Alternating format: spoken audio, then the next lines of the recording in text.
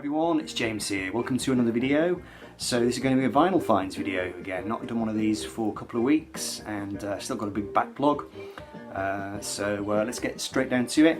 What's playing in the background is a record that I bought from Bandcamp, which is not something I do very often, but I was watching Dale at Gatefell33, who often shows a lot of very interesting music, you know, records from you know, smaller artists, shall we say. And this one jumped out at me as looking highly intriguing. This is the album Umaja by the artist Skin Shape. Beautiful artwork, look at that. Absolutely gorgeous. Now, this sounds like it could be made by somebody from Africa, or you know, somebody impossibly exotic. But in fact, it's made by somebody from Swanage in England. Skin Shape is the recording name of an artist called Will Dorey, and he's been around for a while. He's done quite a few albums. If you go onto his Bandcamp site, you'll see them all. They all have beautiful artwork, and I mean, this record, it's a beautiful mixture of kind of Afro, funk, world, jazz sounds. The vibe of it reminds me a little bit of that album, was it The Universe Smiles on You by Kruangbin. It's that kind of vibe. It's a kind of summery, laid back, lots of kind of funk guitars, you know, wah-wah, lots of reverb, bit of dub creeping in, just beautifully textured, and it's a sort of music, it's impossible to sit down to it. I'll put this on and I'll be dancing around the living room, you know, capering around in my usual dignified manner. So yeah, it's a kind of mixture of trip-hop, Afrobeat, Caribbean sounds, a little bit of Latin here and there, just a really beautiful vibe. The kind of album that you should really buy at the start of summer, really, rather than at the end of summer. Yeah, really nice. So thank you to Dale at Gatefell33. Do please check him out if you haven't already. Always showing an intriguing bunch of stuff, and the album was no exception. So Umaja by Skin Shape. Okay, so a couple of bits of VCLT, two records from a long-term viewer of mine, not somebody who makes videos, but somebody who certainly comments on videos, and somebody who is quite active as a vinyl hunter himself. The guy's name is Sam Glendenning, and he's been commenting on my videos for a while now, and he said, he got in touch with me and said, can I send you a couple of birthday gifts, because I turned 50 on the 7th of August this year. So Sam was very kind, and he sent me not just one album by The Cure, Pornography. I think that was their 4th album from 1982, and then he also sent me their 5th album, which is The Top. This record I'd never heard before. I'm a bit of a sort of novice to The Cure, really. I've got their best of on vinyl, and I've got a couple of albums on CD. I've got Disintegration and Head on a Door on CD. I've also got Pornography on CD as well. But they're not a band that I ever kind of got into back in the day, and they're one of those groups that I've been a bit slow to explore. So, you know, certainly very nice to get these on vinyl. Always makes a difference to have a couple of really nice kind of shiny reissues. It really helps you get into something. Now what was cool about this was that I've been waiting for a delivery of a new Blue Autofam stylus, which had been held up in Europe somewhere. You know, in our post-Brexit climate. I think it was stuck in a lorry, you know, on the Hungarian border or somewhere. Anyway, it turned up, the postman turned up with it when I was halfway through this record, and I knew I'd been needing to clean my stylus for a long time, or to replace my stylus rather. So I unwrapped the parcel, got the new stylus, took the old stylus off, put the new stylus on halfway through this record. So side 2 of this album was the first piece of music that I heard with the new stylus, and it sounded fantastic. It made a big difference. So that was a nice little added bonus. So thank you very much, Sam Glendenning, for 2 wonderful gifts there. I'm most grateful, and I will report back on them at a later date and give my, you know, give a more detailed rundown of what I think of those records. So there we go. So that's The Cure. Next one, I should say actually, all these records that I'm showing in this video, apart from those Cure ones, were inspired by watching VC videos. Now this next one was inspired by watching Listography, who do some fantastic work on their channel, and a while ago they did, it was a list album rankings video on Mott the Hoople, which is another of those bands that I I've kind of checked them out periodically over the years, but I've never done a proper deep dive. Their albums are quite hard to come by, in good condition. You often see them beaten up. Now this one was their second album, Mad Shadows, and I've literally never seen a copy of it in the wild, secondhand. And Jason on Listography was raving about this record, and I thought it sounded really intriguing, so I picked up a reissue of it, nice and affordable. It was only about 15 quid, I think. And this was their second album from 1970. Fantastic gatefold there. And it's a great rock and roll record. It's got a real kind of dark, murky kind of sound, really great kind of early 1970s guitars and drums.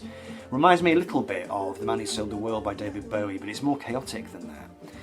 Mott the Hoople were an interesting band because you can sort of see why the punks liked them, because it's not that they couldn't play, but they were definitely not kind of technical virtuosos. Their music's got a kind of ragged, slightly chaotic feel.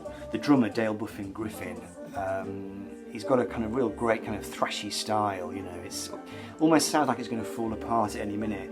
And Mick Ralph's guitar, absolutely just iconic guitar sounds, just like I said, it's dark, churning, turbulent kind of sound.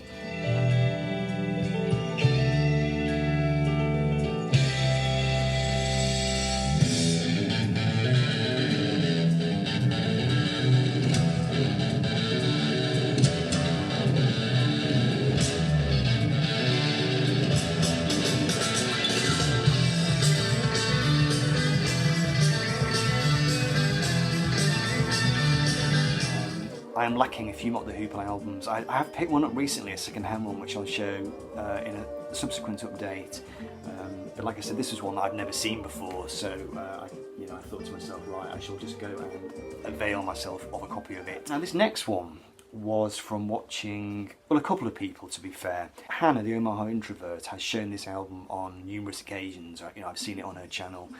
The most recent person to show it and talk about it is John, Baggy Hi-Fi, and it's a record that I've long been curious about, and I thought I'd finally bite the bullet and get a copy of Emergency Third Rail Power Trip by the Rain Parade.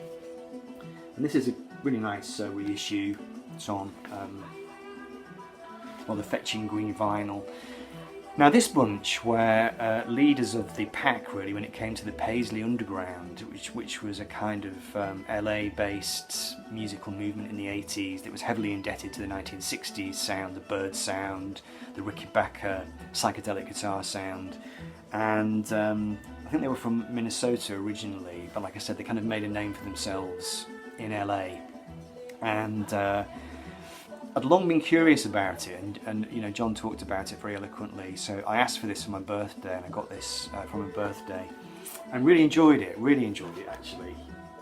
It was more Beatlesy than I was expecting. I was expecting it to be very Birdsian, but it was very Beatlesy, particularly 1966 Beatles era. There are some guitar sounds and some guitar refrains on it which sound uncannily like stuff from Revolver.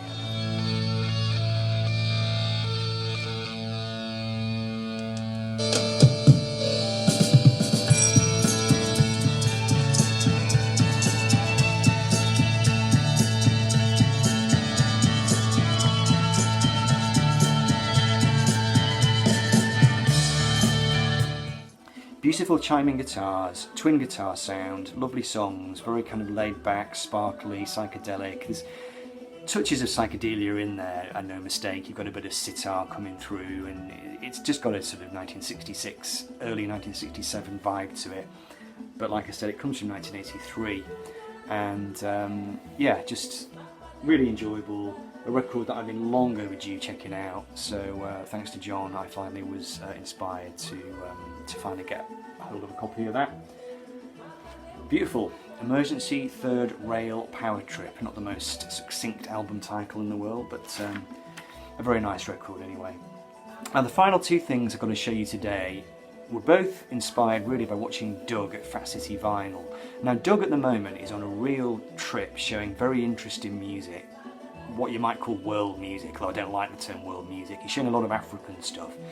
Now this first one was an artist that I was aware of, and in fact I have a CD promo and I'd not listened to it for a long time. I pulled it out, loved it, really enjoyed it.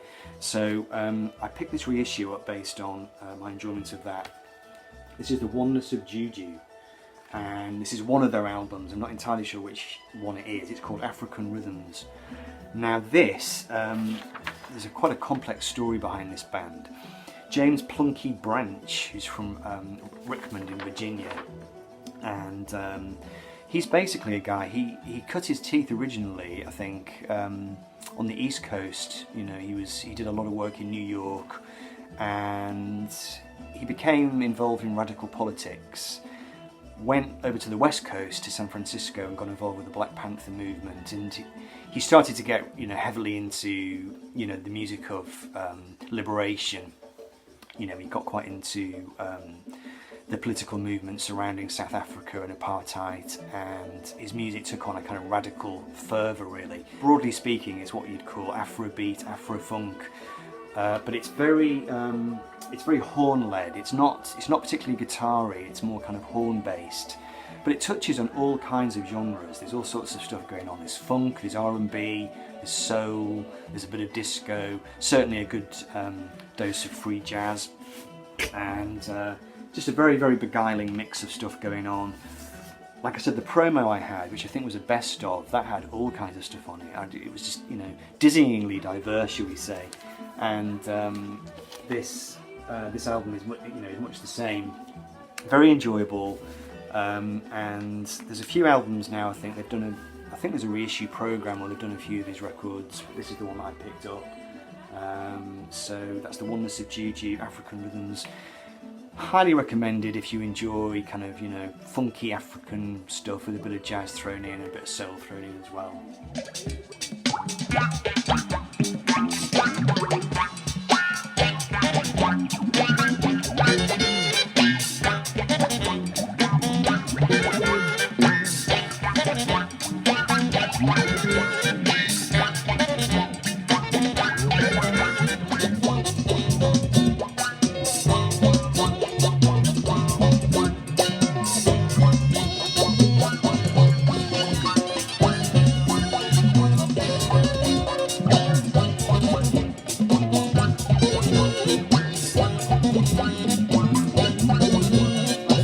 From Doug's channel. This was an artist I wasn't aware of at all, but Doug did such a good job. He did a real hard sell in the video. I'll link to Doug's video because he spoke about this incredibly eloquently, and he was playing the music in the background as he was talking about it, and I pretty much left his video and went and just bought the record, you know. So this is MDou Moctar, and the album is called Afrique Victime, and this one is a brand new record on MDou, came out in 2021.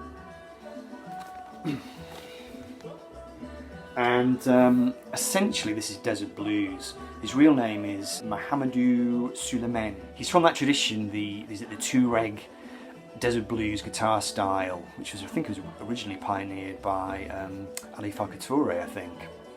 And it has that kind of wild, keening sound to it, funky African style, and it builds to this amazing intensity. You know, on side 2, I think the final couple of tracks on side 2, Afrique Victime and Bismillah Ataga, really heady stuff. You can just really imagine being in a club and the roof just coming off, you know.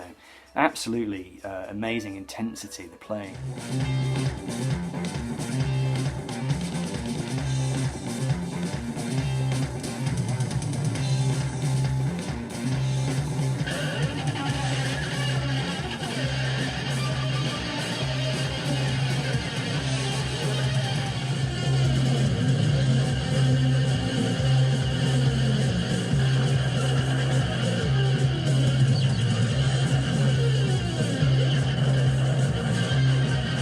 Right, okay, so I'll leave it there for now. I've got lots more things to show. You can see something lurking on the sofa over there, something I picked up the other day, very chuffed about, but I'll talk about that in a subsequent video. So, hope you enjoyed that, and take care everybody. I'll speak to you soon. Bye.